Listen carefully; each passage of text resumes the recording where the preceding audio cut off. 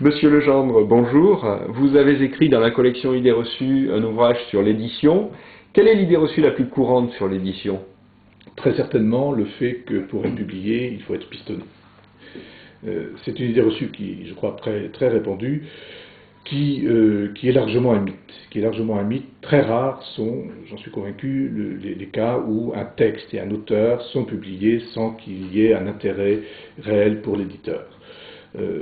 En revanche, si cette idée est si répandue, elle cache quand même pas mal de choses. Et elle cache très certainement un manque de professionnalisation des auteurs, un manque de professionnalisation de la manière dont les auteurs abordent et prennent contact avec les structures éditoriales, de la manière dont ils réfléchissent à l'adéquation entre leur travail et les catalogues des différentes maisons.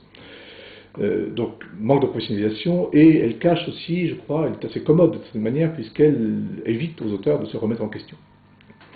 Donc, c'est une idée qui est très tenace pour ces deux raisons. Et parmi les 16 idées reçues que vous avez traitées dans l'ouvrage, quelle est, à votre avis, celle que vous aimeriez voir disparaître définitivement?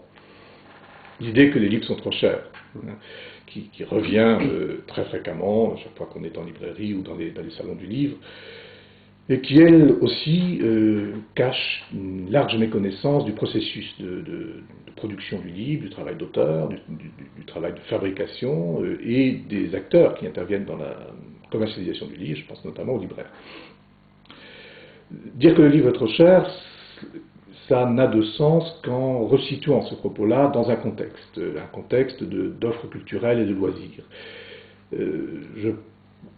Un contexte aussi qui est sans doute défavorable au livre, notamment chez les jeunes. Il est clair que la tendance va beaucoup plus à des loisirs distractifs qui sont beaucoup plus chers, souvent, qui sont souvent beaucoup plus chers, et ça relativise la perception du prix du livre.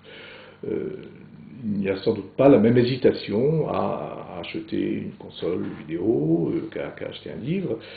Et c'est sans doute lié aux usages que l'on tire de la lecture ou du jeu. Est-ce qu'on valorise son temps de lecture? Est-ce qu'on valorise son investissement en termes de coût lecture de la même manière qu'on valorise socialement des pratiques ludiques ou des pratiques Internet, qui ont pour elles le gros avantage de paraître gratuites? Monsieur Legendre, je vous remercie. Je vous en prie.